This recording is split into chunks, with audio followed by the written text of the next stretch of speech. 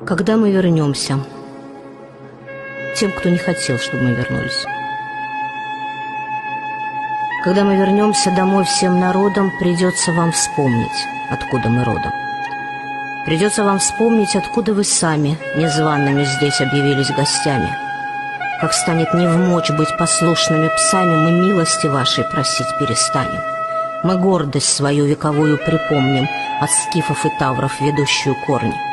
Когда мы вернемся, а мы все вернемся, однажды в степи или в горах соберемся и весело, с музыкой справим поминки по вашим указам, по вашим дубинкам, по сказочкам вашим о дружбе народов в то время, когда нас лишали свободы, лишали отчизны, надежды и Бога, мостя из развалин мечети и дороги, по вашей удобной, сговорчивой правде, пайками оплаченной верности ради, по вашей оплеванной внуками вере, что можно народы казнить для примера.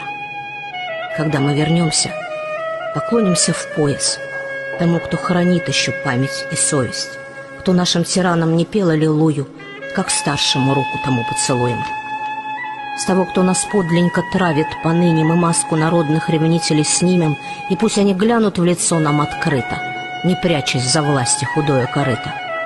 Когда мы вернемся, все будет иначе, и тот, кто нас топчет, пусть с горя заплачет, как плакали наши отцы на чужбине, когда матерей своих там хоронили. Когда мы вернемся, земля наша вскрикнет, и духов своих по ущельям окликнет, вернет родники к долгожданным истокам, и пепел отцов возвратит их потомкам. Мы слезы утрем ей, прощения попросим, и слово дадим, что вовеки не бросим, по воле своей или чужой ли, как прежде, ведь в ней наша память и наша надежда.